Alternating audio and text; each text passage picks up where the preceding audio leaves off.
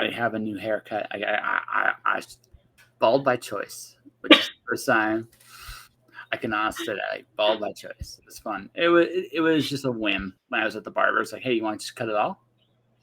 It's like, yeah, sure, why not? It's not bald though. It's not real No, bald. no, it's not real bald. Real bald is when it all disappears. Yeah. But you cut a little bit more up front. It's like, oh, okay, that's okay. So I look like, but that's okay. I mean, I can accept the fact that at 50 I may not have hair. But I made it to 50. 50 is pretty good. You know, if I that's Is it? I think so. I had friends that went bald at like in their 20s. Oh, for balding, not. Never mind. No. I misunderstood that. I was like, Yeah, no, just uh, I'm afraid to ask what you thought that was. well, he said if you make it to 50, I was like, Oh no, and that's like, and that's good. I was like, I don't know, you can make it a little longer than that, hopefully. I hope so. I'm starting to really have fun now. So I mean, that's the thing. I'm starting to have fun.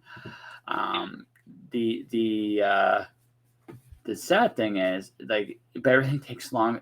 You know, the one thing I realize is as I get older is my patience isn't quite what it was. Like, it's just not quite. It's not quite there. Yeah. Right. It used to be. It used to be. I would be a lot more tolerant and patient of certain things, and then now I've hit that kind of point where it's like, I want things to go now. Like there's a lot more of that. Oh, come on. I know you're coming. I know it's gonna work out. I know it's gonna be magical and all that other. Just come on now, so I can do the thing. Like that. That's where I've started to. I've hit that point, you know, and where I just want things to move quicker, right? I sold my first comics yesterday or 2 days ago. I sold my first ones. eBay. Like, I'm eBaying my collection, so I am currently 50 comics less than what I was, which is like, yay! Nice. 2,900 to go. Got a lot of comics left to go. Yeah. This is going to be a bigger process than I thought it would be. But I got some more eBays are going up this week. I'm doing the Hillhurst. I'm doing a flea market thing. I had this idea. I'm going to see how it works, because honestly, if I can, my goal is not necessarily to make all the money back I put into it, but hopefully enough where it just generates a nice little bit of cash flow, right? That's kind of where I'm at. Because again, comics are such a weird thing in that some of them are worth stupid money, some of them are worth nothing, and I have some that are worth something, and I have some that are worth nothing. And I'm trying to do both. Like, you know what? If I can get rid of all of you, wonderful, right? Not all of my collections going. Like, I think I'm keeping about $1,200. So that's still good size, yeah. That's solid. Like, that's solid. That's good reading material. So like that's kind of what I'm hoping for, is I'm purging it down to where it's like I've hit that point. That's the other thing too. Like, I've hit the point I'm either all in on something or I'm out. I'm just out. I don't have the time to how do I put this? I don't have the time to wait. Right. Yeah. Sometimes there are some things you gotta like. There's some figuring out time, you know.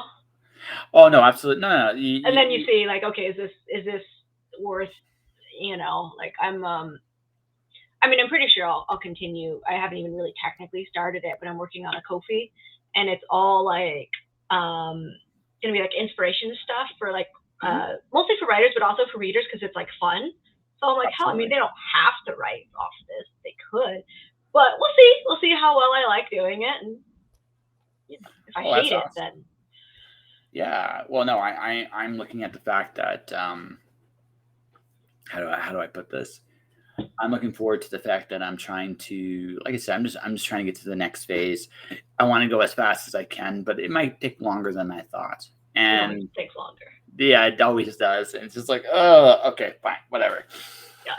So I'm working on the opposite, because I'm always a fast, go person. So I'm working on like, I don't know if slowing down is accurate, but being okay with slowing down, because I really don't have a choice. Yeah, I know what you're talking about. Okay with it, you know. Oh, I know totally what you're Like talking about. shit's gonna happen, and Mm-hmm. yeah. Well, no, that's part of the growing up process. Is you figure out, okay, I don't have to be a maniac anymore. I don't have to be, but I still need to move. Yeah. But I can't move as fast, and that's fine. Like Well, one if of the you things. do it without like detriment, then sure. But Yeah, I know totally. No, that's totally the thing. Like you got to figure out what that is. As you get older, you learn to work smarter. At least you hope, right? You hope. or at least, yeah. I mean, well, working smarter can also just be not overworking yourself. Yeah, no, it's so true. I was talking today with another author for the patron show, Mhm. and we're talking. One of the things we're talking about like is the nature of work and appreciation and respect. What Mhm. I've learned is that people have, how to put this, you have to figure out what it's worth for you. That's the real challenge. And once you realize what that is, then you just do it, right? You don't worry about anything else. Like you have a vision, you have a plan, you kind of just make it happen. And you kind of just let it roll where it's gonna roll. And that's the thing. Like I'm I'm old enough and wise enough to realize that it's gonna work out. But I'm just human enough to be impatient about the whole fucking process. Yeah. Does that make sense? Yeah.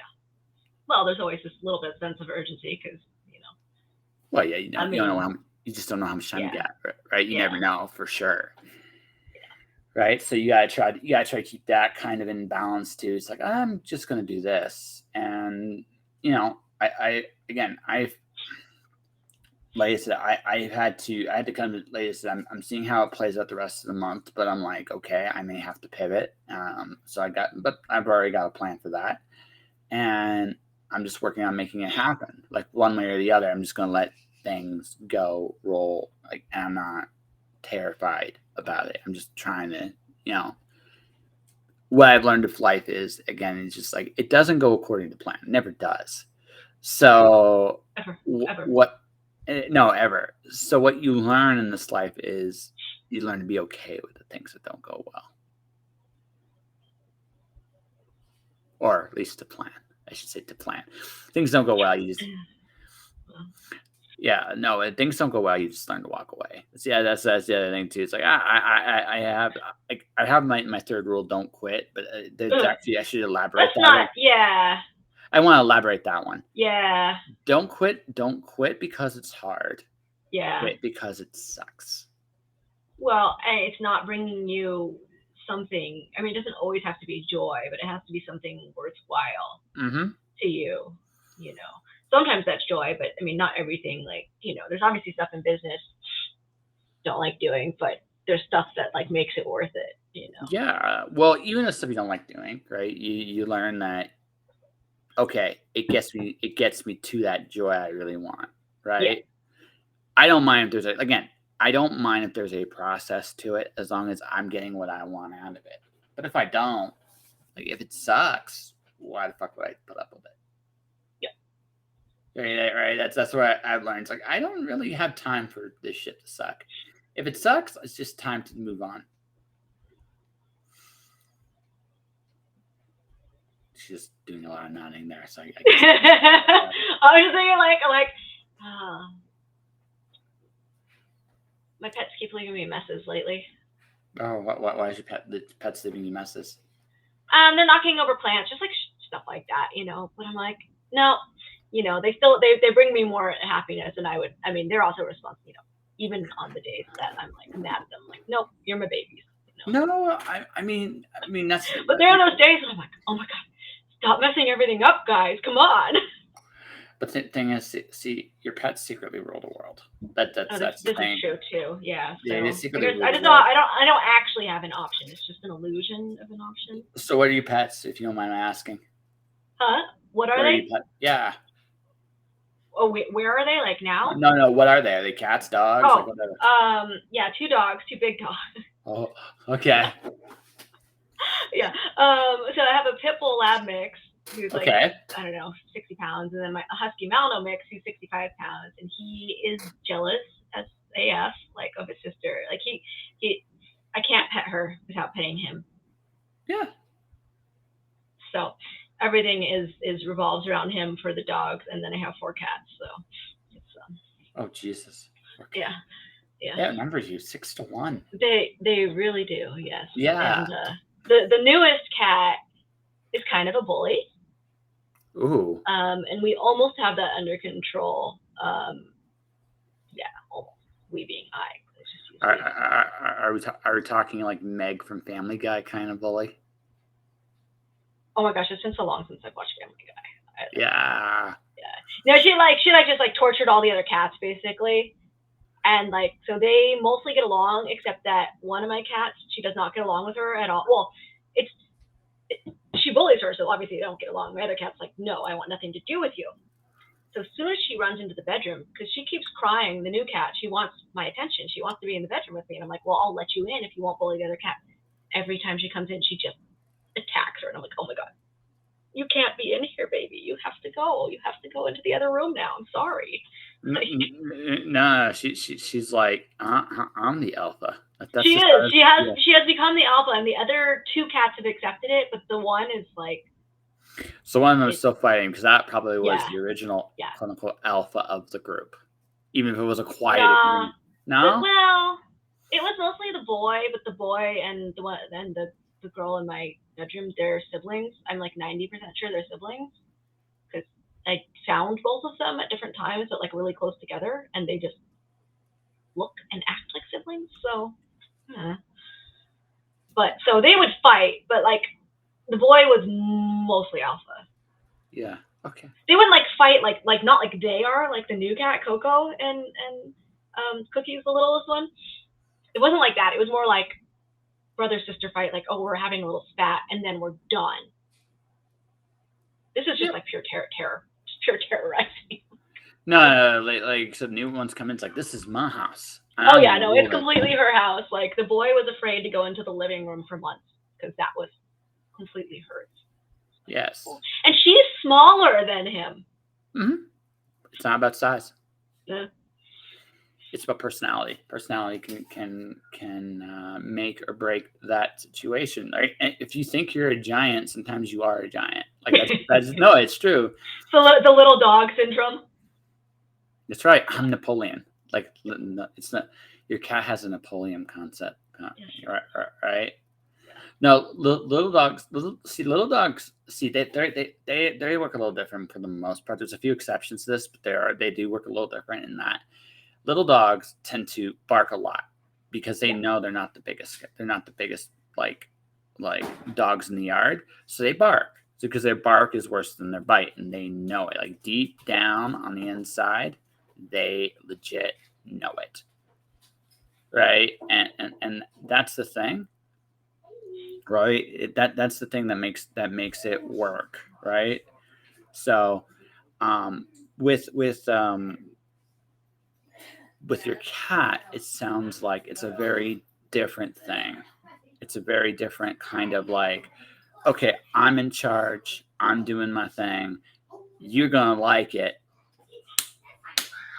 right? And cats, unlike dogs, have that tendency to fight all the time, right? They're not afraid to fight. They're not afraid to, right? And they're vicious. Like cats are far more vicious than dogs, right? Far more vicious. Can be. Yeah, I would rather fight a dog than a cat. Cats are nasty. Like they with some exceptions. If they're not by my face, because like my big dog was having food aggression with a foster I had. I could not break them up. I was like legit terrified for a couple minutes there. Well, I've seen cats will go like. Oh yeah. My tiniest cat was feral semi-feral when I got her. So I like the first 2 years would just have scratches like everywhere. Yeah. I was like, you're gonna get used to this. And now she cuddles, so I'm happy. Yeah, well, Only took like 6 it years, takes but time, right? yeah. But when a cat goes, man, they're nasty. They can be very, very nasty. Yeah. I've seen it. I've But seen with a cats. cat, unless they're like fighting each other or something, like I kind of know what's gonna upset them, so it's easy to like not upset them. So I remember when so my dad had his girlfriend would bring this little dog around. I had a cat. This was back when I was like Oh a teenager. no. So this little dog would chase my cat. My cat tolerated this, would just run away from him, go away. Then one time, then when the cat would do to escape, whereas there was this table it would jump onto, right? When it got cornered in this one space, it would jump Yeah. on. So what happened was one of the times he wanted to go do it, he couldn't because my dad was hanging something up on the curtain, right? Okay. Right. So now the cat hisses at the dog. No, this ain't fun and games no more. And the cat's Yep. cornered. And the dog just walks in. Whack! Blinded the dog on one eye because, oh no, it was nasty. Oh yeah. My cat had these huge claws. Huge claws. Yeah. And it's one of those things where you look at it and go like, okay, the dog was like, it was kind of at fault because it was like the cat was cornered. There's not like cat feels cornered, feels threatened, they're going to respond. You can't blame the cat for that. And and again, and he tolerated it until that moment. And then once that moment happened, we had to keep the dog and the cat separate because the cat would have killed the dog probably. And that's just the way it was, right? It wouldn't be funny if that happened. I'm just like, you can just see it in your head. And it sounds well, funny. It's hard to think of like there's very even with a small dog, it would take a lot for a cat to do that, but it's not impossible. Yeah. Well, no, cats can be vicious. It depends on the cat, right? It depends on the cat and their personality to some degree, right? Some cats are very docile. I've seen my pit bull with my boy cat's claw sticking out of his cheek, like his paw is like stuck in his cheek, and my pit bull just does not care. And I'm like, okay, this is like you are not afraid of this cat at all, which is not great in case she ever decided to like really chase, but she hasn't. But also, I mean, the thing about a pit bull, like the bigger dogs, they're also a little like they have tougher skin, like legitimately, right? So like there's a size, like sometimes like weight classes matter too to some extent as well. Right. So I mean, I think big dogs get scared of cats though because they're like, oh shoot, I don't want to get scratched. She just. Oh yeah, you bop it in the nose. Like some dogs, you bop them in the nose. Like, they become little children, right? So yeah, that's kind of the deal. Whereas if how do I put this? If they tend to did I disappear or was that just me? That was just you. Okay, yeah, my screen like went. I guess it thought it wasn't being active for whatever reason. No, you're here. Yeah, I'm here. No, I know. My screen just thought there was like nothing happening. No, there's stuff happening. Yeah, but I mean, but it is what it is, right? So I mean, no, you're here. I promise. But with the cat, but no, like cats and dogs, like I said. But by and large, I find cats are secretly more vicious for the most part, right? They're smart. They're really smart. Have to be though, because they are smaller. Yeah, they're smaller and they have to be. But again, you can look at a cat. Cats are really, really smart, right? Cats are really, really smart. I'm not saying dogs can't be smart because some dogs can be really smart, but by and large, it's totally the how do I put this? It's the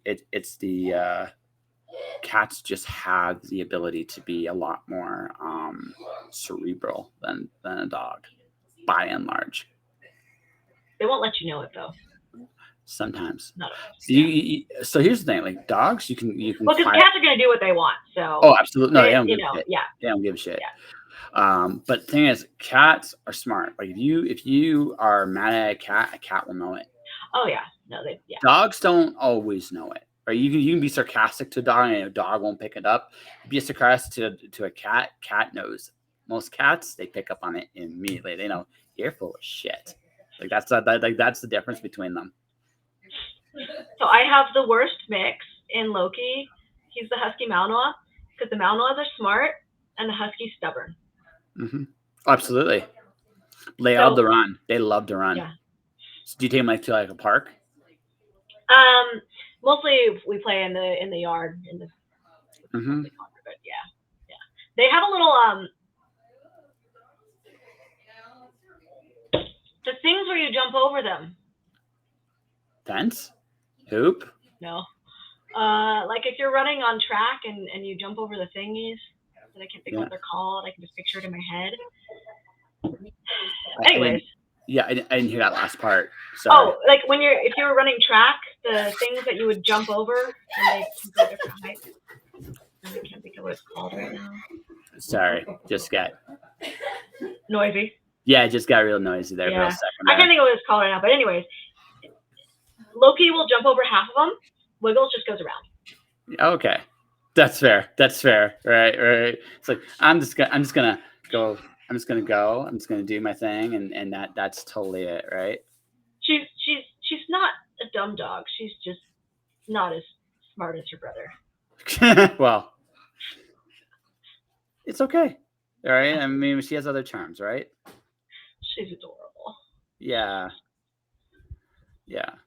So, but that is how. But that's the thing. Like you love your animals, you love your pets. So 6 of them though. When they like, I wake up and I'm like, okay, it's gonna be a good day, and then I walk out, I'm like, they knocked over a plant and like 20 of my books are wet. And I'm just like, yeah. Okay, all right, we're dealing with this now, I guess.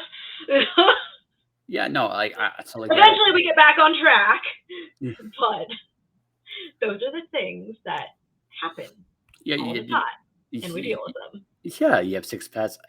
I imagine it's kind of like having kids in the sense that like kids are just going to do what they damn well please. Mm-hmm. Like there's not much you can do about it. Like you can discipline kids to a point, and some kids are good at that. Yeah, but some kids just don't give a shit.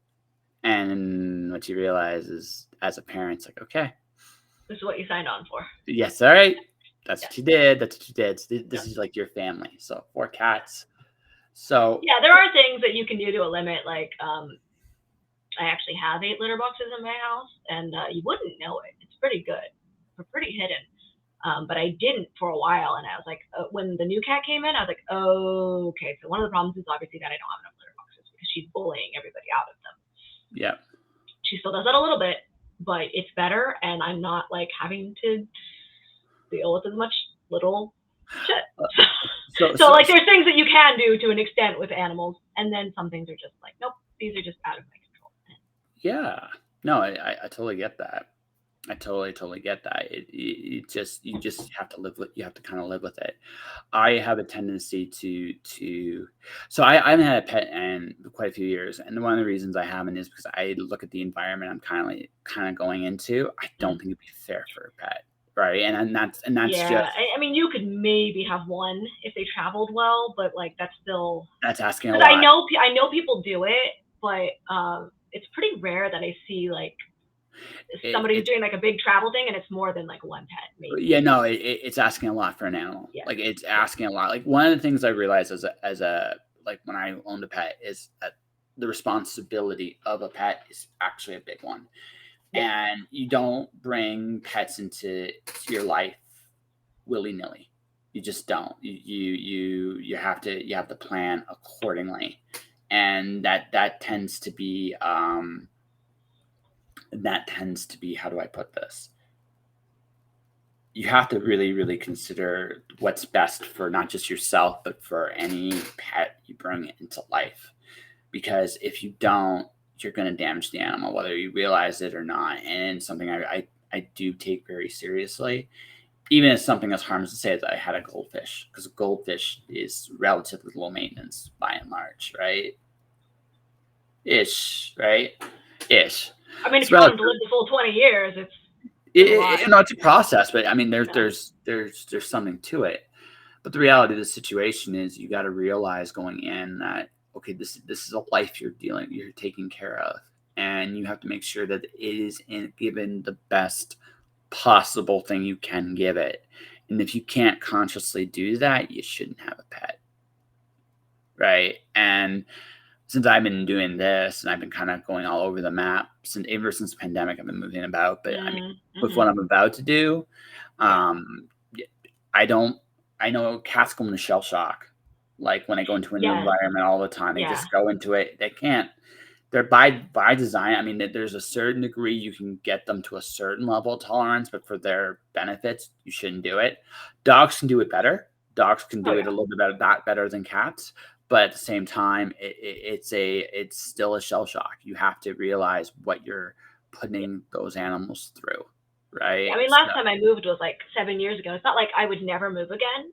yeah, I feel like it's probably likely I'll move sometime in my life, but it's not something that I want to be doing all the time. I mean, even just for myself, I don't want to be doing it, but yeah, for them, I'm like, yeah, whenever that happens, if it happens, like it's gonna be a big deal. It's gonna take them an adjustment. There might be a new alpha cat.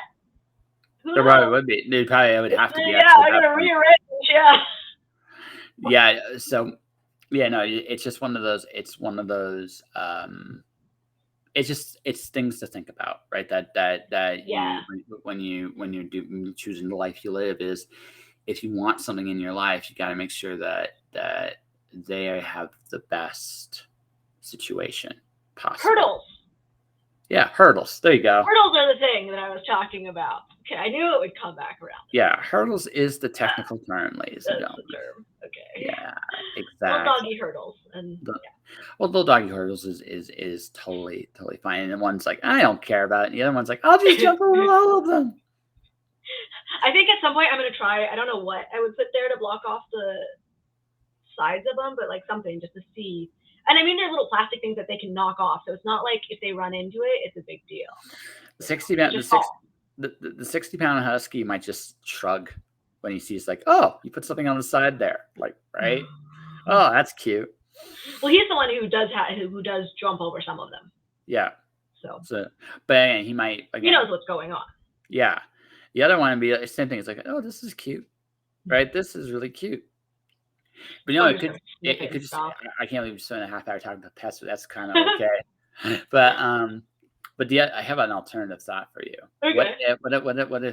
What if she, right, is just self-conscious about jumping? No. She's sometimes when she's outdoors and I'm like doing things inside for a couple minutes, she can jump pretty damn freaking high. Mm-hmm. Yeah, that's fair. It's totally fair. No, I so it's just just connecting the dots there is okay, gotcha. Yeah. Well, and hey, I mean, at least she's still exercising. She's running around them, so it's like, well, it's still kind of like a little bit of like a course, She's just not doing it. No. Yeah, no, I like the bigger dogs. You try to find big spaces for them to run because they need that to maximize their health and fitness, but also just mentally, it's just good for them. So, yeah, so I didn't actually. So I when I lived in Oshawa, this is a long time ago, or Whitby, Ontario. The family I lived with, they had a big Labrador, right? Boy just wanted to run. Right? So just throw a stick, throw it far, just have they lived right by a park. Yeah. So all he wanted to do, man, go down that hill. You launch the thing as far as you can, and he just run. Like there's a lot of room for him to run. Yeah. Right. That's what he wanted to do. That was a very cool dog. Very, very cool. So that all said, yeah, no, like going, like you said, it's something I've thought about. When I do settle down, I think I'm more a cat person than a dog person, although I'm a little bit more open to a dog than I used to be. What's up? Sorry, I had a burp. Air. Yeah. Air. It's okay. So today, like when I was doing the podcast outside, so we were in this. Actually, I'm thankful I went out today because I found an incredibly beautiful spot, like the place where you wanted to go. It's for bird watching, but it's like a little pond. It's a little pond. Wait, have you reached that age where you're bird watching now? I haven't reached that age yet, but he has. My Okay. buddy in crime has. Sorry, I was interviewing. And he had everything. He's got the camera equipment. It was really, but it's a really. One of the things I loved when I originally did the show, which is kind of reason one of the other part of the joys of doing this is I used to travel a lot more, even in the city, and I would find these really cool spots. And today was like one of those moments. I found this really cool marsh, right? In a place I never expected it to be in. And you got all these really cool, like, I actually have film footage of a bunch of ducks swimming and paddling and like a mama with her kids. It's actually like little things like that are just genuinely cool, right? And like while I'm still in the city, I might make a point to jaunt there once in a while because of just the peace. Does that I'm make sorry, sense? jaunt. Jaunt. You like the word? Jaunt. Yes. It's just like not used often. No, I'm gonna go for a jaunt. hey, jaunt is good. Jaunt's a good word. I'm a loquacious bastard sometimes. Sometimes. And for those listening, loquacious is just another word for chatty. Right. But how you been? Like, how is everything going, working out with you? It's going. It's going? Up, down, all around. Yeah. Pretty much, yeah. I keep every time I say that like things feel like they're getting better, then something's like bam. So it's like I almost don't want to say that they're getting better because I'm like I'm gonna jinx myself, you know. So I don't know. The last couple of days have been pretty like mentally okay and productive, and so. Okay. So I'm gonna ask a question because I know what's going on. Do you want the audience to know what's going on? Because if not, I'll skip them right past this and something else to talk about. That's what I'm asking. Like, this is your. I don't know, like the way to say it. That's like the simplest without like really kind of diving. Well, I can say one sentence and move forward, but yeah, okay. it's basically you're going through a separation right now, and that's it. That's all it needs to be said, and you're going through that process of, for lack of a better term, the mourning phase, right? I don't know, like again, we're not going to go deep dive, but you were together with this person for a bit, and when you separate from that, you have to kind of get used to being on your own again. And there are ups, right? Overall, it's a healthy thing you're going through because obviously, if the relationship was healthy, you'd still be together, right? But at the same time, you're treating this like there's going to be days where you feel great about it, and then there's still going to be days where it's like that part of my life's done, and it's just that process of going through it. Yeah. There was like, I was like, oh, I'm okay, I'm good. And then I'm like, oh, crap, I'm not. Damn it. No, it takes time. Like, it legitimately takes time to get over it. It's not a quick fix. It totally isn't a quick fix. It's just. And there were like 2 weeks where I was like really trying for it to be like, and then I was like, oh, that's no, we can't do that because otherwise it's just going to be like worse. So. No, one day in the not too distant future, you'll wake up and it'll be okay. But that's still in the future. And right now, it's okay that you're not okay, right? And it's okay when I do feel okay too. Yeah, exactly. But they're both. I just like I think like kind of like the big thing that like I mean, there's like 500 things I feel like I'm working through, and it's kind of like a lot and overwhelming, and I'm like being conscious of all of it at once it's a lot of growth and but it can be exhausting sometimes. Absolutely. So, but kind of what I'm really working really hard on is just being okay with whatever I feel, even if I don't want to feel that. So some days I'm like, I'm good, and I'm not going to push myself to like try to get through the grieving process because I need to get through the grieving process, and I feel okay that day. It's just like it doesn't make sense. But if I feel like I need to grieve, then I'm like, okay, we're gonna grieve now. Yeah, and that's it. And it is what it is. That sounds really fucking simple, but it's not. Like, no. Again, simple is not easy. No. Simple is not easy. I never will tell anyone like this is a simple. It's a simple process. That doesn't mean it's fucking easy. Simple and easy are very, very different. I should feel like a lot of things sound really simple, especially when it's like I just. Well, that's the thing. Like simple, but they're not like they're never easy. Yeah. No. Well, not never, but. Well, okay. So I'm gonna date myself here. because it's good. It's cool. Like the simplest things in life are always the harder things to discover. It's right because it's right in front of us and we take it for granted. One of my favorite games of all times is Tetris. It's one of the simplest concepts ever. Minesweeper. Yeah, Minesweeper, same thing, right?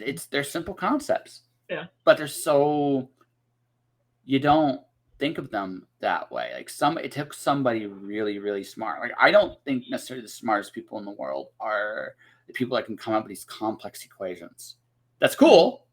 And I think there is definitely someone being able to solve them definitely has a genius to it. But I think it's a different sort of intellectualism from being wise. Yes, absolutely. No, it's very different. Yeah. It's very, very different. And I think the wisdom part of it, like simplicity is a good way to be, but simple doesn't mean it's easy. Like, okay, my life's simple. I get up, I do work. Today I've done 2 interviews. Today I've looked for a part-time job. Today I'm writing my newsletter. Literally, I'm making a video when we're done tonight because I have a newsletter to promote. I have a project I'm part of that's come out today. I've had a lot on my, and that's a lot on my plate, and that's this thing. And then tomorrow there'll be other things on my plate, and so on and so on and so on. But I've regimented myself to that point where it's a kind of a regular discipline, because the alternative is despair, right? The alternative is despair. You can't, you need those, but again, coming to that moment where you're like, okay, if I do these things, I get a result. That's a simple thing. Then I have to wake up and do that shit. Right? Yeah. I've been trying to get on my exercise bike. Yeah. I've been doing like 2 to 3 minutes a day for like a week. And I'm not seeing results now, and I know I won't see results now, but like right now I'm just trying to get into that discipline so that long term. Yeah, no. Maybe I can do 6 minutes in like 3 weeks. Yeah. It starts small. Like it's not like here's the other thing too, right? Everything starts in small steps. Going back to that impatience thing, right? I wanted to go now, right? That's human. But the reality is I realize that everything I'm doing is steps. Everything I'm doing is steps. And it's about walking through those steps to make these things happen. Right? And that's all it is. It's not rocket science. But at the same time, I gotta want to do it. And there are some days I don't feel like doing anything. I actually took a video game break this weekend. Yeah, same. Breaks are okay as long as they're not like all the time, because at that point it's not a break anymore. Well, it's so Michael Bisping is one of my favorite like MMA fighters. He said that there's a concept he put in, right? It takes a lot of confidence to take a day off. Like sometimes you're good, but it's a fine line, because there's a fine line between being I'm good for the day and being a lazy fucker, right? And you can cross that line innocently, right? And then you go, oh shit, I gotta discipline myself all over again, right? And that's a pain in the fucking ass. That's a pain in the ass, but you got to do it, because if you don't do it, you don't get anything done. You don't get anything done, you can't fulfill whatever obligations you need to fulfill, and that's just life. It's simple, but that's not fucking easy. It's a grind. Sometimes it's a real fucking grind. Yeah. So. But I mean, you go forward, you do your thing. So what's the thing you want to do now? Like, are you still kind of figuring all that stuff out? Yeah, I'm still like overworking for sure. But yeah, no, I'm working on. I mean, I'm doing my day job part time, and I still want to do comics. It's just kind of like backburnered for finances, basically. They're a project of love, not as comics are hard right now. Comics are hard. So they're not like gone from my life. They're just on hot. Yeah, that's totally fine. I'm working on a Ko-fi, and I'm at the point where I actually need to do the dang research to do like the first month and get it out there, and I just haven't done it. I've been, because of all the other stuff that's going on, like mentally, I'm kind of figuring out what I can and can't do on any given day. And so things that take a little less thinking are a little bit easier. And then if I'm having like a really good day, I'm like, okay, I can do this like thinking task, and I can really like sit here and be in my head and get like be in my head in a good way, you know. And No, I get through this thing, yeah.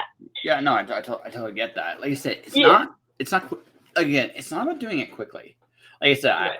my human nature is I like going, I want it now, but it's not about doing it quickly. It's just about doing it, and that's it. Like you do one little thing today, that's great. That's one less thing you got to do tomorrow, and it takes you to the next step and the next step. We had Raven. We mentioned earlier before I went on the air that Raven Gregory was a guest on the show. Well, Raven talked about his fitness. Like when he started, he was just taking walks. That's all he was doing. Yeah. Right now that boy definitely, you could tell, was once upon a time an addict, because the way he works out is probably very similar to what he was like. Like he's one of those guys that just goes all in on shit, and and you got to admire him for it. But I could see why I got into trouble when it did too, because there are positives and negatives to everything, right? So, but he started small. He didn't do like you look where he's at, like where that boy is at. I mean, it's a testament to him, because he's definitely he's improved himself. He's not the same guy he was a couple years ago, and that's a great thing, right? But it didn't happen overnight. It took him a couple years. Yeah. Right. So you don't. Yeah. So I'm good on working out for 4 hours, though. I don't need that. Not many people. The only time I want to be physical for that long is I'm being very intimate with somebody. That's the only time I want to. That's the only time. The rest of it sounds too much like work. And I've already. Yeah. It's too much like work. I'm just being honest, right? You if you're gonna be physical, I mean, yeah, don't I mean, fuck, have fun. But again, that's a different. His mentality on that is very different for him. It's a passion as much as it is. Yeah. Well, he's probably enjoying it, so I'm. Oh, absolutely. No, no, and then I can't either. Max, I want to work out is 2 hours. That's the max. I'm still good with 5 minutes. Yeah, realistically, hello, Billy has ideas. Do you know Billy has ideas? I don't think so. Okay, well, we'll find out, I guess. Hi, Billy. But I mean, it's one of those things where I have lots of Facebook friends, so. Oh yeah, absolutely. So you're popular. Like I said, people like you. People like you, and why wouldn't they? Exactly. That's the answer there. Why you're somebody who doesn't like me will have to tell me, and then I'll be like, oh, okay, all right. Well, now I feel bad. I've learned not to care. I've learned. It probably depends, like why. You know, if it was like something I was already like, then I might feel bad. If it was something that's just like really stupid, I'd be like, okay. Am I hurting you? And then it also depends on how I'm hurting you, right? Because if it's something in your head, there's nothing I can do about it. There's nothing I can do about that, right? Hey, it's John. John, how you doing, buddy? Right. Oh, that's so weird. It's all little like emojis, like changed shape. Yeah. He's got two heavy metal signs and a smiley face in the middle. No, but it was like all the emojis were like a different look, and then they changed. Yeah, there you go. They're not doing it now. Yeah. How are we doing tonight? Stories I missed last story. I'm doing good. I've done 2 interviews today. This is my second one. It's the Twitch show as I'm winding down the Twitch era. So to answer your question there, Billy has ideas. I'm moving on to the Patreon era, which is me traveling a lot and meeting people in person, which I'm excited for. So, writing a book. I'm writing that I'm doing too. I'm writing Corey the Night Witch. Have you read that at least? No. Crush. I'm crushed. I started to, and I was like, oh, I really want it, and then I've been busy. It's okay. But I am excited to get back to it. But I am actually getting back into a reading like habit, which is like really good. I was actually I was so happy that I like read for like 5 nights in a row that I almost started to cry, and then I was like, stop this. If you cry, you're gonna not be able to read. No, no, it's fair. Well, it depends. Good. I've cried at a few books, right? First I things was just first. crying because I was reading, and I was like, oh, this is silly. Oh, I've done it. First off, cool that you wrote a poem there. Billy has ideas. Very, very cool. But if you want to read, yeah. But if you're going to read my stuff, like this particular story I'm talking about, it's on my Patreon. It'll cost you $1 a month to read it, and I'll just put that up here for anyone that wants to join the army. I'm hoping right. So aside from the Kofi, I don't know, whatever. It's all with a K. Kofi. Yeah. I'm working on some poetry workshops. Nice. Theoretically, I mean, I'm technically. So I'm working on like the first thing I'm working on right now is pricing. So I'm doing like all the admin stuff, and then I'm gonna actually work on like, what the heck is this workshop gonna be about? So that's like my next step. I do actually have ideas. I just have to like flesh them out more because right now they're not fleshed out enough to like. Oh man, I love studying song lyrics. Like what with song lyrics?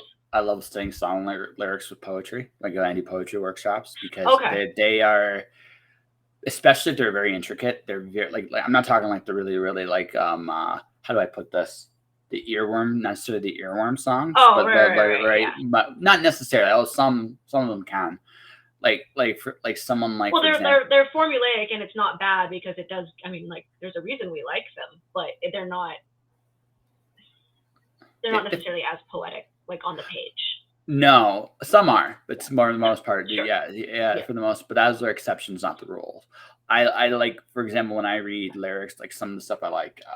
For example, I love Eminem's lyrics. I love like looking at them and seeing just how much in depth they really are. It's not something that you always see. It's not something that right especially when you're listening to his rap, but when you really look at it, it's like, dude, that's an insane gift. Like just how much you can put in a bar is just I feel inadequate, but I can learn from this. Right. So I love Fall Out Boy's lyrics. Okay. They're really good actually. And I like that they actually pull some of their other songs into like some songs it's interesting. If you know their discography, you'll be like, oh, that was from this one. Yeah. Mariana's Trench does the same thing, kind of, sort of, with their music videos. Though they're tied to the same universe. Just there's a particular story they tell with different music videos, and there are different parts of the relationship depending on the music video you are looking at. So, my personal favorite song of theirs is "All to Myself," though, and that is as earwormy as it gets, but it's fun. It is just fun. Sometimes you know what? Sometimes it's just good to have fun for the sake of having fun. Oh yeah, I mean 90% of the karaoke songs I sing are earwormy because they're easier to remember for one. Okay, so I have a question for you. So let's see. "Time of Your Life" by Green Day, "It's My Life" by Bon Jovi, or "Carry On Wayward Song" by Kansas. For you? Yeah, I'm for me to sing.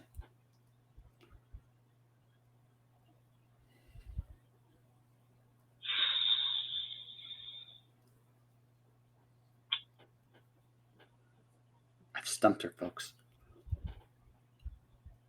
I mean, everyone. Well, they're all good, but I feel like everyone loves Carry On. You know. Everybody does, yes. Yeah. So I just think that's a good crowd pleaser. You know? No one hates that song, and they'll sing with you. Right, they'll sing with you. If you suck, it doesn't matter. They're gonna carry it for you. You're like, all right, we're good. We're all in this together. Yeah. That's right. We're on this together. No, I'm debating like how to close out my workshop in August. I'm doing a workshop about freelancing, and I'm using my rules of success as my guideline. So my 10th rule is, when in doubt, have fun. So I'm closing out the presentation by actually seeing if I can get the whole crowd to sing a song. Right? Oh, okay. Yeah, probably the last one then. Yeah, carry on. Yeah. That's right. Because Kansas is the shit. Kansas is the shit. They really, really are. It's true. It's really, really true. Let's see. But no, I think poetry and lyrics are great. There's definitely like some basic, really, really good writing exercises. I've done some poetry workshops with a friend of mine, and she does some really good teaching exercises to get people to write really, really, really good poems. Yeah, I'm starting out with generative stuff because teaching is something that like I never like wanted to do and like always scared me, and like I don't have a lot of technical experience, but I've done a couple generative workshops now, so I'm like, okay, this feels like I'm still nervous, but I can do it because all it is is like, you know, getting people to write. Like I'm not teaching. So eventually we'll go into like actually, you know, teaching more forms and stuff like that. But right now, like, okay, okay. So there's two things. Okay. I've done presentations. I have made an ass of myself in front of people. I'm good at it. Give me an award for that. But but no, the two most important lessons when you go and present something to an audience is they're here to see you, first and foremost. See, and that could make it feel more scary. No, but no. The thing is, here's what you gotta look at it. There's two ways. Like, you can look at it as a scary thing. I look at it more like this: they're here for me. Yeah. I already got them. So all I gotta do is be myself, and I can't make a mistake. Right? That sounds. I don't know. Some have pretty bad foot and mouth syndrome sometimes. But even okay, so I'll tell you a fun story. So when words collide, where I'm doing this presentation, this was in 2019. I'm doing a podcast presentation. I'm late because I'm downstairs having a drink with a romance author and her professional wrestling husband, and we're grouping off. And all of a sudden it's like, oh, you're supposed to. Oh shit, I gotta go. So I show up. I'm already like 5 minutes late. I say, I'm sorry. I was enjoying the drink of good company, and I was very honest and upfront. I broke the ice by acknowledging how inept I was, and from there, I had a blast. It was easily like it was a packed house to see me talk about podcasting, and they say you've already come in. All you got to do. See, you're very fun loving. I love, like, honestly, your comics and your Kickstarters. There's a real sense of fun to them. People are going to naturally gravitate towards you, and I say that in a good way. So they're going to naturally gravitate towards you. All you really got to do is do what you do best. Make it fun. If you make it fun, you will, I guarantee you, get people to remember who you are, what you do, and they'll appreciate you. And secretly, not so secretly, you might just teach them a thing or two. It does. It's really funny when like people start asking me questions. I'm like, oh, like I guess like I do actually know more than I think I do, because it's just sometimes you just forget until somebody else like asks me like, absolutely, oh, yeah, I know this. Like never underestimate the weird thing. Never underestimate the time you put into the work. Like never underestimate. You learn a lot. You learn an awful lot. Where I am writing wise today versus where I was 10 years ago, very different. I asked myself different questions. Right, than what I did when I first wrote a story. Like when I first wrote a story, it was all about, okay, this really cool idea, which, by the way, I think is still very important. Oh, well, yeah, I mean. But I start now going a little bit more in depth. For example, how do I want to tell the story? How do I want to make them feel? Yeah. And the technique is how can I build this roller coaster in such a way that they can watch what I'm doing and go along for the ride. They just want to go. Because again, if someone's picking up your book, they want you to take them on a ride. You already got them there. So how can I make it the best ride possible with the story I'm telling? I'm just like picturing an actual like roller coaster and then people puking, and I'm like, no, that's not what we want to do. And sometimes that's what we want to do. Well, so, okay, sometimes. So no, sometimes rarely. Sometimes you want to make them feel like they're out of control. Like if you're going to do roller coaster mentality, want to make them feel like they're going out of control. Sometimes you just want them to enjoy the ride. like for me, I'm a wooden coaster guy. I love wooden roller coasters the best. So you're freaked out. I love them. No, it's such a headache. Or I'm okay. like, oh, this looks, and every time like I'll still go on the ones that I really like, and then I'm like, ow, why did I do that again? That hurt. But see, with me, I don't like. I'm not as crazy about the automated ones. Oh, you can go upside down with them. You can't do that on a wooden coaster, right? No. But the thing is, I'm not as enamored with that. It's not that I have a problem going upside down for the 10 seconds I'm upside down. It's just that's not the experience I want. You want the rickety clacking? Yeah, I do. No, I want the rickety clack. I want the ride. I want, yeah. Right, but again, you also have one less part to like. Anyways. Yeah, well, again, to each our own, right? To each our own. I love the wood. That's why I love the wooden coasters, because the wooden coasters, they feel different than the other coasters do. They just feel different, and I will like that feeling, right? Like they can go up in flames. See. You're not.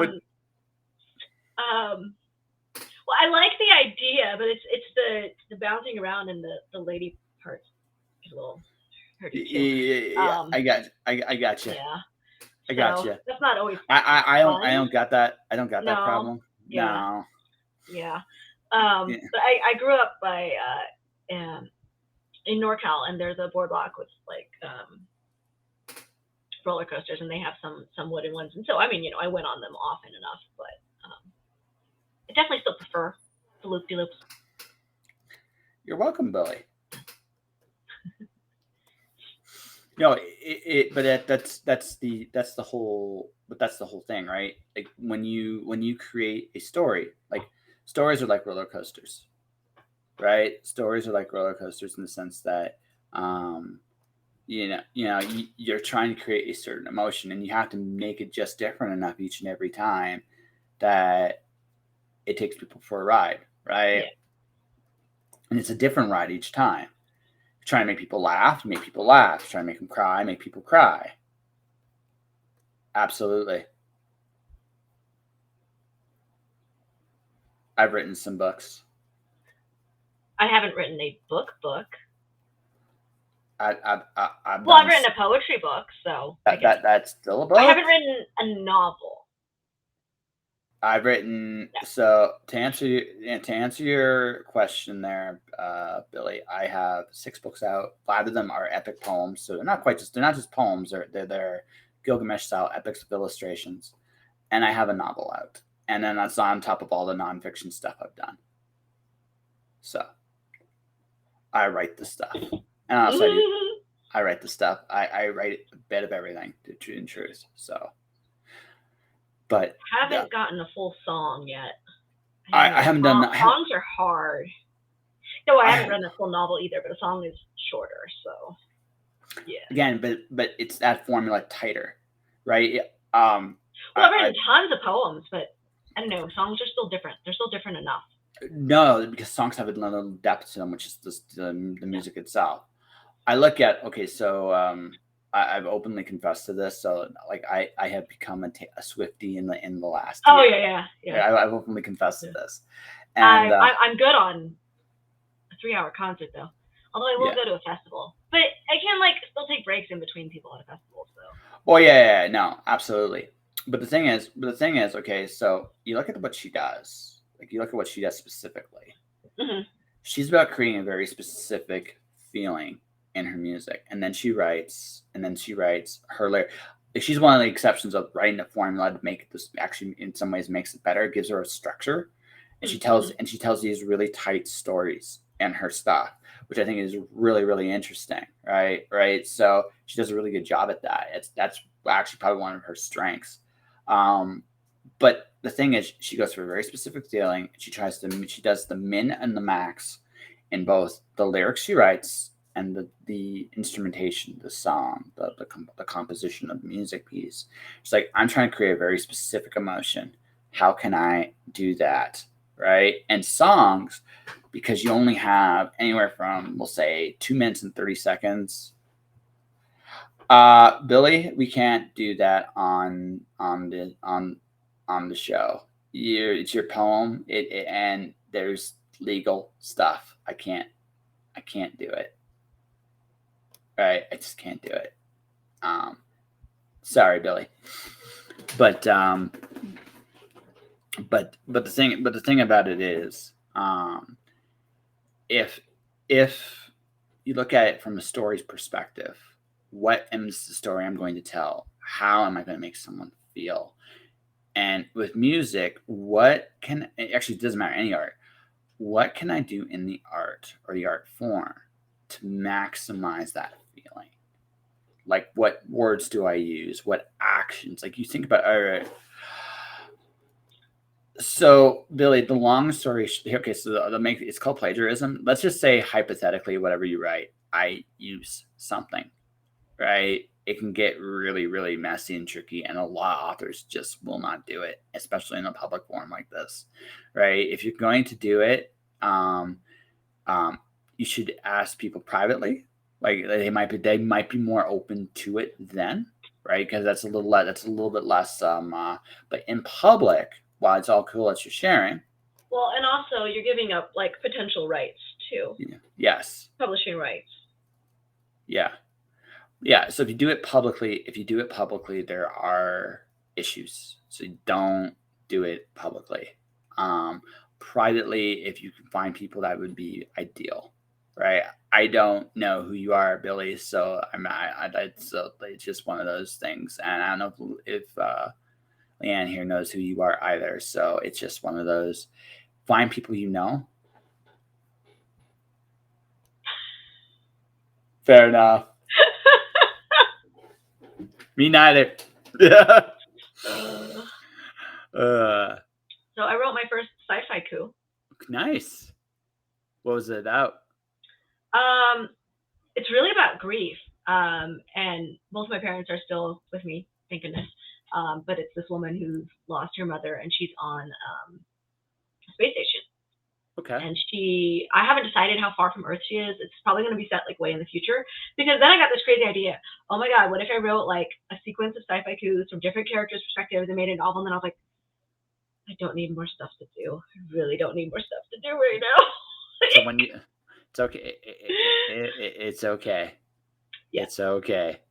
But so she, of course, finds out delayed that her mother has passed, and so she's in this situation. Yeah. So, and then from there, the story begins, right? So. Yeah, that might probably, like, if I did actually put it in a novel, that probably wouldn't be the beginning of the novel.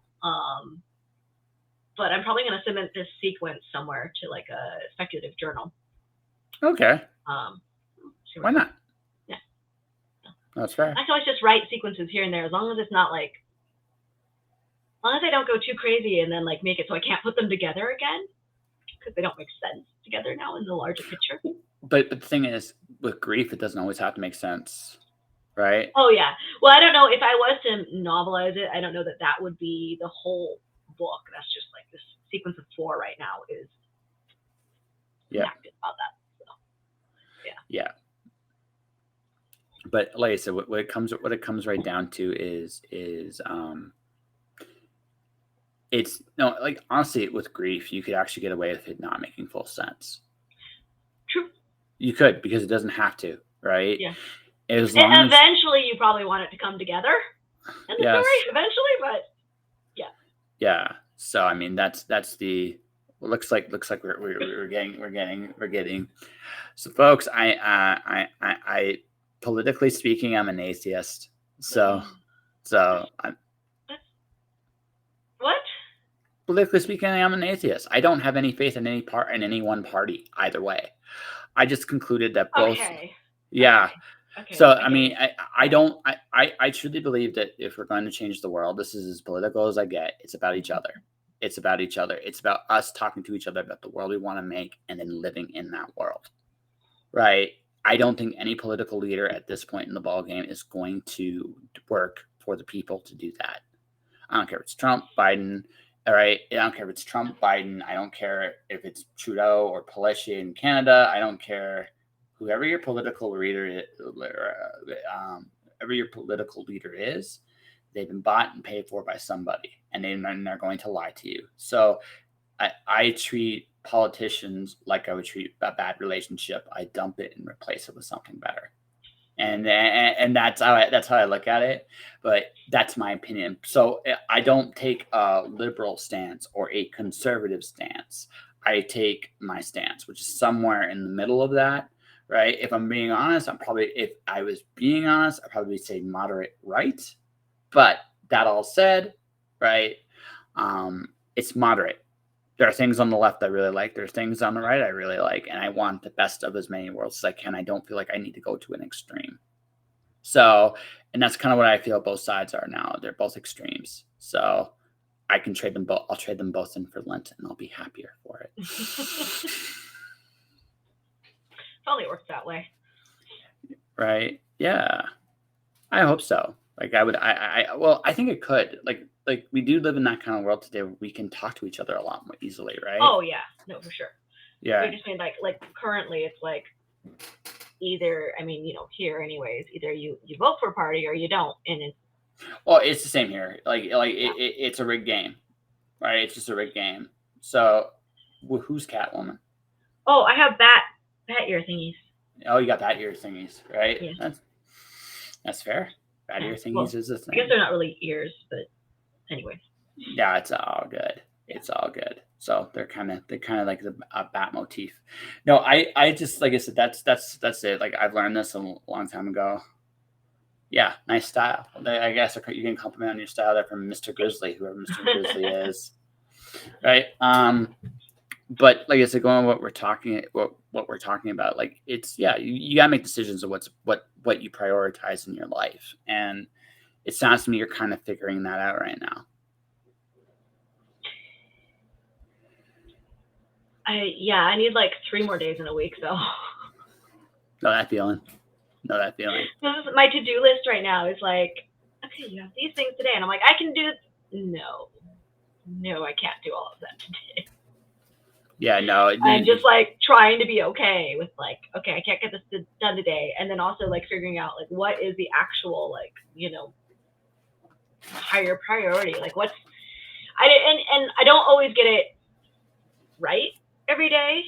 Like I don't always select the thing that might move me forward the most, because sometimes you just don't. I mean, sometimes I can't for whatever reason. Like something happens, or my mind is just not there, or whatever.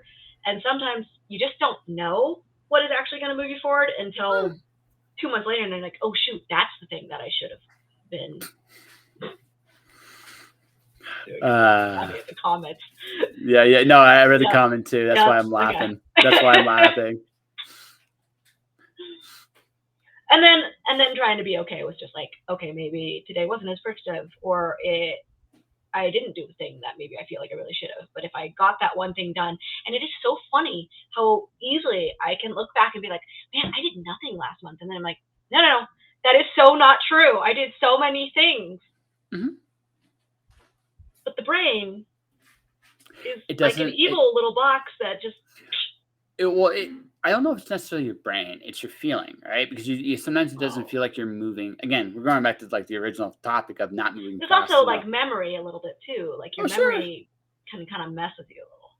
Well, you're also kind of like in your own, like you're journeying in your own forest, right? So sometimes you're not looking at, so basically going through that, you forget about all the trees you happen to go by along the way, right? Right. So it's like sometimes, like, so I've been like, I actually made a 5th resume for myself this month, like a 5th different version of my skill set. Yeah.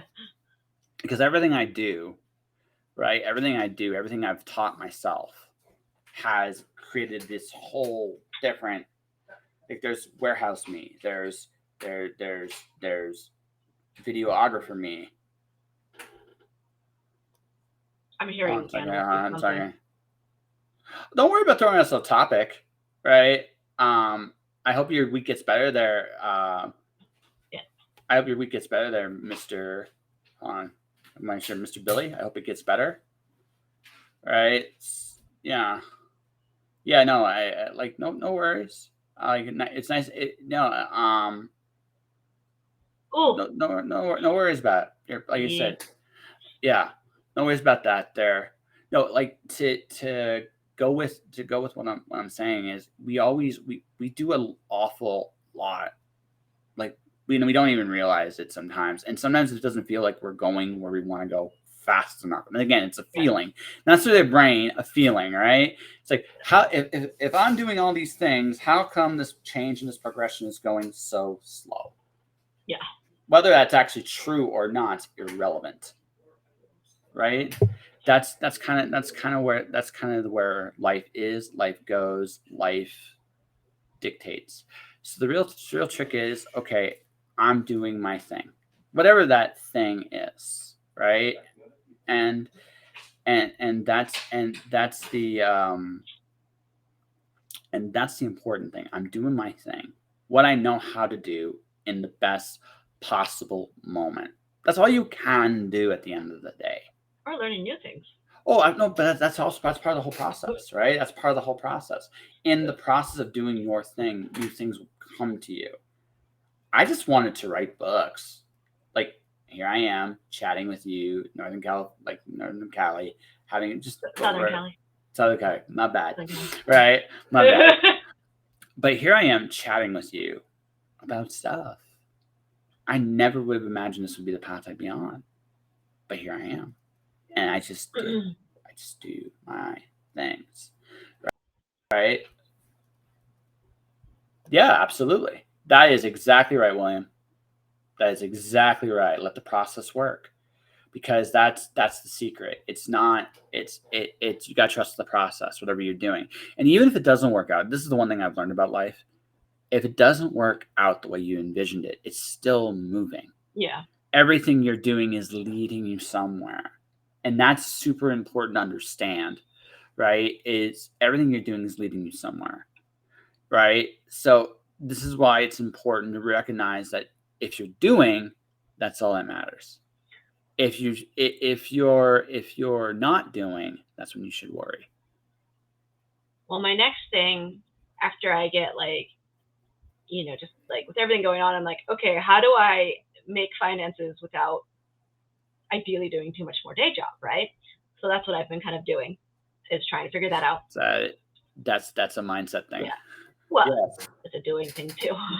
We got to do this. No. Most of that fight, again, just something I've learned for the last 3 years. It's here. It really is here. It's about the heck. You all right? My pets are doing something. They don't know what. Okay. If there's an accident, let me know. I can cover, or I can cover while you take care of any disaster. But I mean, here's the thing, right? You have to. Yeah. What? I said, or it's a ghost. I shouldn't say that. Yeah, I'm gonna take. Okay. It's okay, right? So we're gonna talk mindset, then we'll talk the supernatural. The real secret to this whole game is your mindset and your self-belief. It really doesn't matter what anybody else says about you. It's irrelevant. It's about what you internalize on the inside and what you go forward to do. And you can choose many different paths. Yeah, that's the real thing about human beings. We all have this ability at any time to change our course. Anytime, right?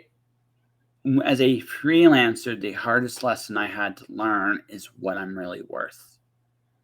And fighting for that worth is a regular part of my job. Yeah. Because ultimately the goal is to make more doing what I love to do than doing anything else. That's it. It's not, again, it sounds fucking simple, but it's not. The real secret there is, okay, what are you worth? What is your services worth? Because that determines the kind of clients you have, right? Yeah. Again, this is one of the biggest. I think one of the biggest things I had to learn is I had to figure out who did I want to serve. Right. Right? Did I want to serve people that I could charge cheaply? Yeah. Right? But with a handful of exceptions, there are a handful that are great. Right? But with a handful of exceptions, are not going to appreciate fully the work you're doing for them. Right? The handful does not justify the overwhelming. I want champagne work on a beer budget. Right. Right. Right. Yeah. It doesn't justify that. So I literally had this conversation earlier today, but like the author I interviewed talked about this. There's a PI firm that he was dealing with, and they were charging cheap, and they were getting all this like service headaches. Mm-hmm. They raised the price. That's what they did. That was the only thing they changed. Completely changed their clientele. Yeah. There's a certain psychology to price points. And I'm struggling with this with my Ko-fi and my workshops, only because a little bit of it is like I'm trying not to be like play the price competition game, because you also don't want to price yourself out of the market, but you don't want to like price low just because of the market. I'd rather be too much than too little. Yeah. Like this is something I've learned. Right. I would rather be too much than too little. I will say that, I mean, a lot of the people who go to poetry workshops are poets, and most of us are in the same financial boat. So I'm like, okay, like there's a balance here, because I want to be able to obviously offer something to them as well, and then also be, compensated too. So the question you gotta ask yourself is this: who's your client? Who's your client specifically? Yeah. Imagine who that is, and then figure out how best to service them. But do keep in mind when it comes to price point that it's gonna come with headaches. I'm not gonna mention their, like, for everybody that's like a Paul Gomez, who's a genuinely sweet dude, mm-hmm. or Chuck Pinot, who, for all his gruff exterior, is probably one of the sweetest guys you'll ever meet. Right? For all that exterior, on the inside, right?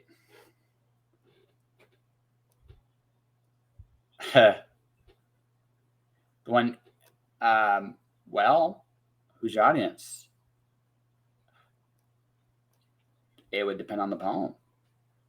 Oh, for example, like critique. It's not really what's kind of workshopping it. I mean, when I think of workshopping a poem, I think of a little bit like there's more of a group. I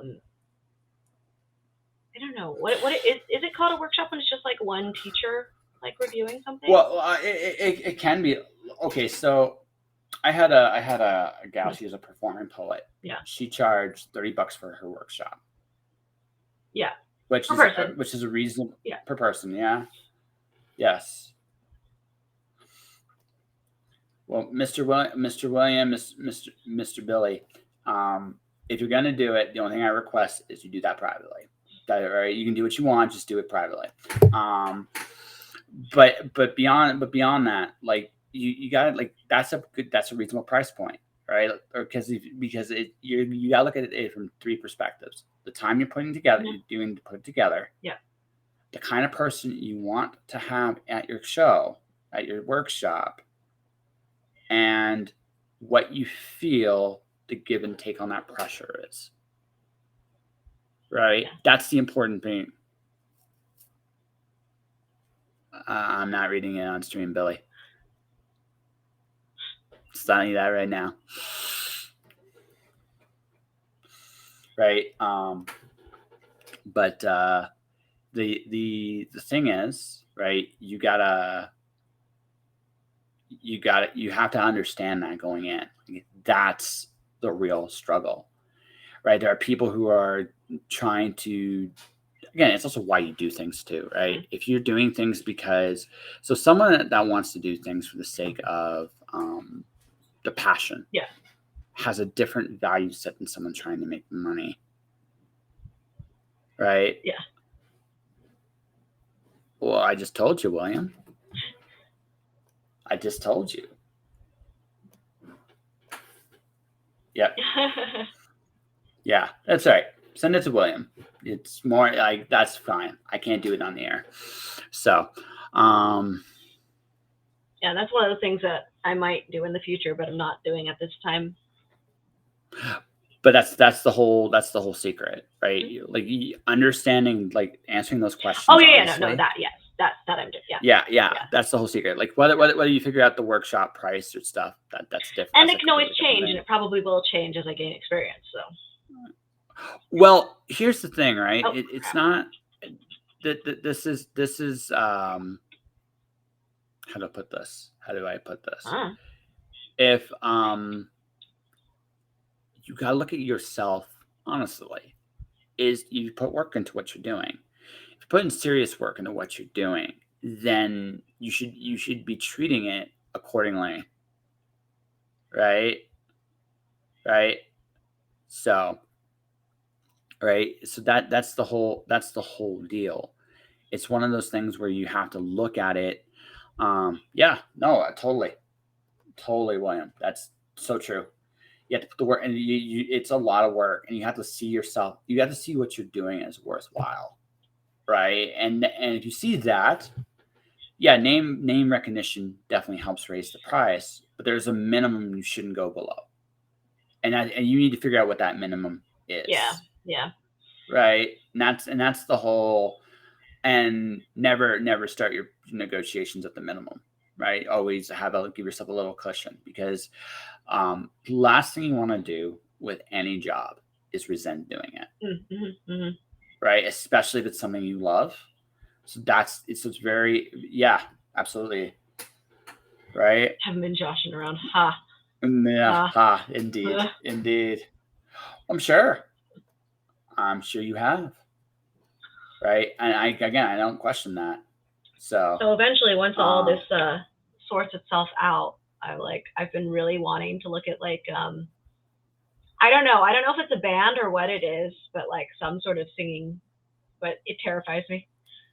I know I still get terrified at karaoke. Well, maybe not terrified. I'm definitely less self-conscious at karaoke than I used to be, but there's still this little bit of anxiety. But the idea of being on stage, it's both really exciting and super terrifying. I'm just I had that completely destroyed when I was a teenager. I had no fear going on stage at all. But I had the second worst thing you could possibly happen on stage happen. So okay, I'll tell you. I'll tell you. I don't care. This was great. So honestly, it gave me a certain, how do you feel, fearlessness about going on stage. I get nervous still, but it's not the same kind of nerves. Yeah. So French class happens. So I'm 12 years old, right, and I'm about to do a presentation. For the show, right there, for the class. Along the way, I'm 12 years old. Puberty just happens to come. I'm wearing these short shorts and a t-shirt. So I'm going to the front of this, literally right then, right there. So here I am out there, kind of trying, there's nowhere to hide it, nothing. And I got caught. Right? It's just what do you do? I couldn't live that down for years. Nah, I'm talking senior year high school. I still got every once in a while someone would tell. Didn't make the yearbook. Darn. Because it wasn't in high school. If it wasn't high school, okay. It would have happened, right? This was in junior high. So so after that, I lost all of my fear. Hey, that's cool. What are you taking? Right. So it's one of those things where you see it and you look at it and suddenly right, it's right, you're not afraid anymore, because really the only thing I could top that is if I was on stage naked. Right, but I would know what to do if that happened. I'm not saying I want to do it, but if it ever did somehow happen, right, so very weird scenario, for it to actually happen.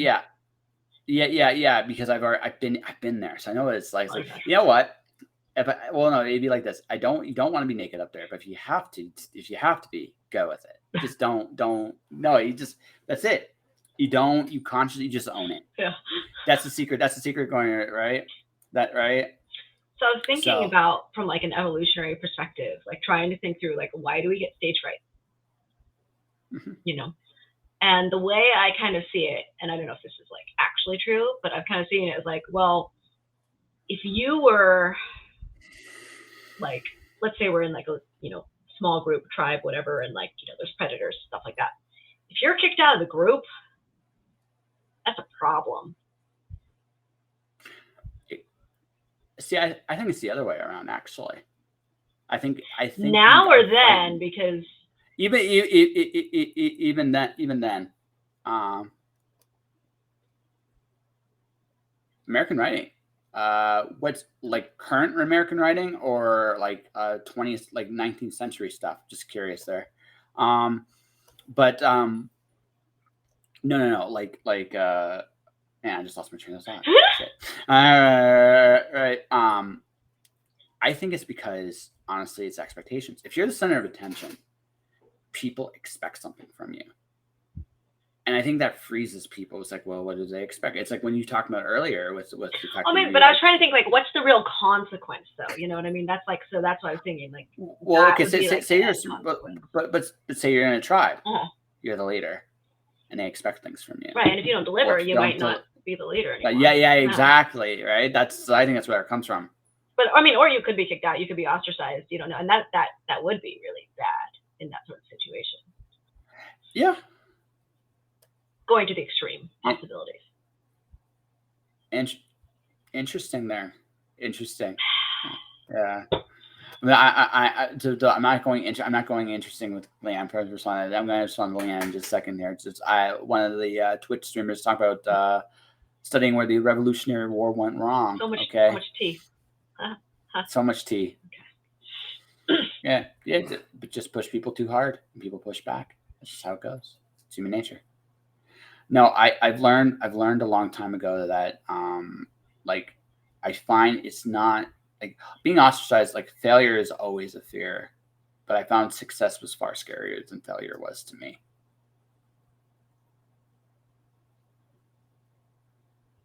Just thinking about this. I think that's really dependent on. Yeah. I mean, I don't get me wrong. I think there is a legitimate fear of there's legitimate fear of both sides of that equation. Well, I don't think it's the success that's the fear. It's the fear that when you get success, then you're going to fail or fall back down. Like I don't think success is the actual. Yeah, okay. I think. Okay, well, let me tell you my thought. We'll see if you agree or disagree with me. So, here's the thing about success. Success changes things, right? Because now you've done something. Right. Okay. You've done something. So now why it's easier to stay in like a bad situation because the change is a scary thing. Yeah, it's totally because like. Fear of failure and fear of success are the same fear, but they're two sides of the same coin. Fear of failure is the fear that nothing changes, right? And fear of success is everything will change, but you don't know where it's going to take you. Right. Say suddenly, like you do your poetry workshop, and it just kicks ass. It just kicks all kinds of ass, right? And people talk about it, and suddenly. You're going to feel that pressure of, oh my God, I'm going to go out there. And what if I don't like, what if I don't? You'll see this with successful. I've seen those successful performers. They have this material that people really love. Mm-hmm. Well, they're like, well, I got to perform this because this is what people came to see. But kind of like the writing the second book being harder than writing the first. Yeah. Kind of thing. Yeah. Can't. Who are you asking there on that one? Because I cannot read any poems online there. Yeah, but what I'm telling you, and I'm gonna let them go keep chatting there. But what I'm telling you is right with the like that's the thing, right? There are different levels to it. Like I mentioned Eminem, right? The Way I Am. He talks about that. Like, how do you follow the hit that was My Name Is? You can't. Right, you can't, and it's frustrating because the studio wants that next hit, but right because they know you can do it because you did it once. Isn't that the nice thing about being self-published, though? There's no studio pressure. I am the studio. Yeah, but there's other pressures, Oh, right? Let's say you're doing, sure. there's totally other pressures, especially if you have an audience that's into you. Suddenly now that audience is the pressure. You're not getting the studio pressure, but again, you're trying to make money at this. You sell X amount of copies of something, right? Now, you talking to me? Hmm? Well, then go become a self-published poet. Like that's a big conversation in and of itself, right? And I'm not in a lot of. What are they doing? I'm not in a lot of Facebook poetry groups, but I'm sure there's places on Facebook where people will yeah, review absolutely. stuff. No, And they are. I know there's sites for it. I'm just not on any of them. I can't think of what they're called now. Yeah, If you Google, but it'll probably. yeah, there are Yeah. places that this is not the place for this, folks. I can't, and I'm trying to tell, like, straight up. And it's good to get right? into like they're groups for critique groups. Yes. It's good to get in like a Yeah. small concentrated group, and they can really. Yeah, to everybody here, that would be my recommendation. Don't do it here. Like, this is not the format for that. Yeah, I'm in one in my local writers guild, and it's a lot of fun. Yeah, go meet people. It's great. Yes. It's not just the legal aspects of it, but also just the fact that frankly, it's also your publishing rights, right? Coming here, this is a platform, but there are other better platforms that you can get paid to do it. Go find those, right? Like if you even like post something on Instagram, it's considered published by a lot of publishers. Yes. Which is totally like if you want that, if that's where you want to post it, there's nothing wrong with that. You just have to realize that at this point, when you submit it somewhere else, it's a reprint now. Yeah. So, like, when you produce content, keep that in mind. Now, some content can be deliberately for free, but or if you do like just like a portion or a line or something really small, that's like yeah, absolutely. Yeah. That's marketing. There's fine lines there, folks. But yeah, don't not here. But anyway, going to like that's the thing. Like, when you have that success, it changes you. And you have to look at it. You have to be, and it's possible. Like, there are a lot of people will tell you about what is normal, that there's no normal anymore, because there's so many like metrics that aren't recorded. Right? There's your Kickstarter stuff. Yeah. There's your sales on Amazon. There's your direct sales. There's your convention success. There's so many metrics to look at stuff now. Too many numbers. Right? Yeah. Oh, and the podcast, of course. I like completely forgot that. Oh, absolutely. This is a podcast. When we were talking about things that I'm doing, I was like, oh yeah, that's right. I have to start the podcast. No. Yeah. Again, no. Go somewhere else. I'm telling you that straight up. Just go somewhere else. Anyways, I'm responding to anyone listening to this. I'm responding. A bunch of people have been wanting to post stuff today. I'm just basically telling them no, because I can't read it, and 3, I can't read it. 2, you can possibly get published and get paid for it. So go do those places. Or 3, go find people in your local area that do this thing. Online too. Best way to do it. Online as well. Yeah. Sometimes there's some local options. Yeah, that's fair. No, that's fair. But yeah, it depends on where you're at. And like I said, that's the real thing. What I would say to anyone watching this or listening to this is, if you got something really, really good idea that you want to share, by all means do it. Right. Right. Go out there and find your audience, whatever that is, and share it there. Right. This is a podcast that interviews people. This is not a publishing platform. It's just not. So, but like I said, it is what it is. But no, like, yeah, you got your own podcast you're starting too. So what are you doing there? So it's a little funny, because I am actually reading poetry, but it's all like published stuff that's already out there and available. for now, that's all I'm doing. Eventually, maybe I'll actually like talk to other poets and like what you call it, like dig into the meaning, behind the work and stuff like that. A critical analysis kind of stuff. Yeah. And if it's not something that's published, I'm gonna have all sorts of good legal stuff for that. But yeah, because people need to know, like well, now that we're reading it, it's out there, so yeah, and that's totally okay if people want that. That's fine, but it has to be a conscious choice. Yep, conscious choice in a place where people want that sort of thing. Yeah, and obviously, like it being that sort of podcast, it's like, well, this is it's promotional. It's good promotion, so. Yeah, well, again, specific audience, specific posts. Yes, exactly. Specific passion. Exactly, yeah. But right now, I'm just reading stuff that's like, already published authors, big stuff that's basically fair use. So. Yeah. William, don't send them your phone number. Just don't. But anyway, beyond that, connect on socials. Connect on socials, yes, please do. And then from there, whatever. Yeah. Which one? But the thing is, when you look at this kind of thing, when you look at this kind of journey, you got to make some. Again, it's about your conscious decisions. Who do you want to talk about? I love that.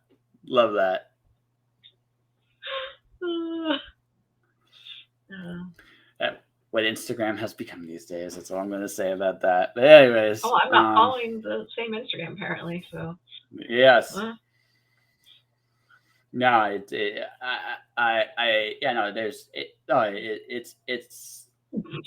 like I said, Wild West. We'll just leave it at that, folks. Wild West. No, the thing is, with everything, if everything you're doing, like it all comes down to what you want to do, who do you want to do it for, and finding people that are genuinely interested in those things. Yeah, that's what it's all about. It's not about anything else. Yep. Okay. I don't know what's happening on the chat at this point. So, but anyway, no, like when you look at, but that's the thing. That is freelancing. That's writing. That's art. That's everything, actually. A lot of times when we look at work or we look at our jobs, it answers all those questions for us. When you're an artist, you got to figure out those things for yourself. I think that's probably the biggest lesson I've learned being a freelancer.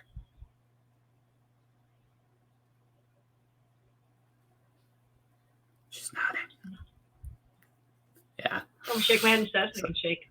Well, no, just remember there are people that are going to be listening to this at some point. Yeah. Sorry, people who are listening, you can't see me nod. You can't hear me nod. Yeah. True story. The first time there was a bookstore I interviewed, right? There was a bookstore I interviewed, and the first time I had brought a recorder to her face, she nodded at that recorder. I'm like, just she was so uncomfortable with the initially uncomfortable with the recording of it. Oh, That right. So instead of,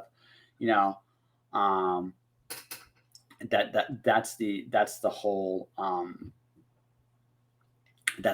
the secret, right? It's not. It was just like, it's adorable, but I mean, it's just such a natural thing because again, we do a lot of subtle.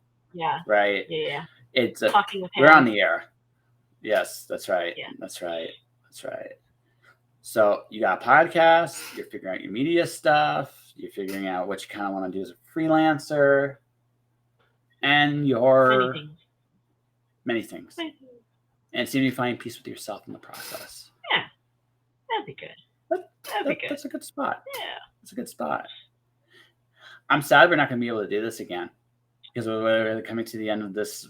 I mean, technically you could, but yeah, I could. Yeah. Yeah. No, I might get there a little longer than again, going back to something I said at the beginning, it's going to take probably a little longer than I wanted to. But I'm going to get there. Like it's vision, focus, clarity, discipline, and just drive. I got all those things. I'm going to make my dreams come true. That's life. And I'm not, again, I am old enough and quote unquote mature enough to accept the fact that it's going to take longer. But there's another part of me. It's like, right now, you son of a bitch. And there's always, right. And I'm worried, like when I get to like 60 or 70 years old, that's just going to be like my typical. That's going to be the super villain mode I'm in all the time. Because you'll have a new thing you want right now. So. Yeah, exactly. And I'll have an obnoxious cape, like just an obnoxious cape. We're talking like Spawn obnoxious, like just long and lanky, and no one can actually walk in it for real if it really existed. Oh, okay, yeah. But it looks so damn cool. You just stand in it, then basically. Yes, yeah. I'm gonna stand in it. This I'm will gonna stand in it and looking. Really help you get places faster when you can't walk in that cape. That's exactly. Yeah. Oh, totally. Yeah. Totally. You guys got visions of me tripping over the cape. I mean, I can trip in like anything, so yeah. That's a superpower. Yeah. That's super. No, it's not. I'm not saying it's a great superpower. But it is a superpower, right? So, no, I am. No, like I said, I'm excited. Like even with, like I said, things are moving, and like again, it doesn't look like it's going to go quite the way I wanted to when I wanted to, right? But it's still moving, and that's important. So I'm doing everything else. I'm doing everything else I'm supposed to do. Like I'm adulting, going behind. Kind of. Oh, well then, are you doing everything else you're supposed to do? I'm doing everything on my list of things I need to do to achieve my goals. Okay. And live, right? Yeah, no, I like I said, this month is different. It's funny if I was just worried about staying where I'm currently at, I'd be just fine this month, even with what I currently have, right? Yes. Yes, Billy, have Chinese food. I might be having Chinese food too, actually. It sounds really good, but I'm too lazy to go out right now. Yeah, that's fair. I'm going to probably enjoy what's left of the day a little bit, and then I'm going to come back and I'm going to work on the videos and stuff I'm supposed to do, right? But no, like I'm in a good place. I'm getting work as a freelancer. I have a side gig that's really fun, at least for the time being. I may have to get myself another quote unquote day job, right, or another side gig, depending on how it all works out for the next couple months. But whatever, like I'm not worried. Like I've seen so much, done so much. I don't,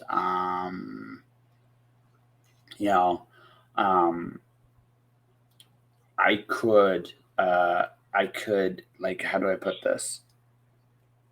I will do this. I will do this. I will clean out the things I need to clean out, do the things I need to do, and then go to what's next. I'm going to be on the road again. Very much so. I can't wait. But it'll be like, I'm going to butcher it. Carry on my wayward son. You're going to record it, right? So my first Kickstarter is going to, so the Patreon novel is also going to be my Kickstarter novel. Oh, nice. Right? But the patrons get it first because you paid for it. You paid for it. And also, I mean, there's a cool little bonus I'm going to do too. Anyone that gets the patrons puts in X amount of dollars. Like when the book is a physical copy of it, I'm just going to come to your place and give it to you. Or if you're not comfortable with that, like in Australia or something. Yeah, I'll figure out a way. Okay. Yes. Always. I'm all for being. Listen. I don't mind getting yanked my chain. I ride the chaos. I'm very good at that. Want so pork buns. So I'm annoyed that now I want pork buns. I want, yeah. So there's a good Chinese place it's about a 20-minute walk from here. So I might just do that. Not bad. But Mine's a 20-minute drive, so. yeah, yeah. It feels like more work somehow. Somehow it feels like more work. And the carbs. It's just not worth the carbs right now. Oh, I walk I still walk everywhere, so it's kind of fun. So, yeah, so if you're working there and then that, but see, if I'm just driving, it's. Yeah, no, I gotcha. No, so to answer your question, I'm waiting to hear from a client for a book. I'm going to be editing for comic books this month. Now that Roadkill Rampage is actually on Kickstarter, I had my first publishing credit as an editor. Yay. Like, yay! So I'm to see if I can get my work that way. Because I did enjoy doing it for comics. I find my skills are quite useful there. Well, I'm sorry to say I'm loyal to Chuck. It's okay. It's okay. I don't fault you for that. Chuck's a good editor. He really is. This isn't like, I don't feel bad about that. Right. I'll find other projects with other people. Yeah. So, and besides, like I said, support Patreon. As I mentioned, Patreon. So when I do the Kickstarter, if I get a certain amount of people that say that pledge, get a certain amount of pledges and a certain amount of money, I'll do a karaoke night. I will let my Kickstarters pick the songs I'll murder. Right?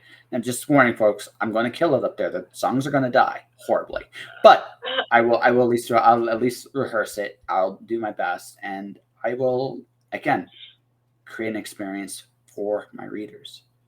That's what it's all about. Nice. Yeah. I figure I should say something and not nod. Yeah, it's all good. It's all good. Yeah. So, what are your goals for the remainder of the year? Just figuring, it's okay. It's okay. It's okay. Just like shrug. It's okay. Yeah. I mean, it's really for like the next month, but God, everything taking longer than So, yeah, get my coffee going, get my workshops going, because I'm probably gonna do a month of like free stuff and donation stuff, just like get my name out there so that there's traffic. So we need traffic. Yep.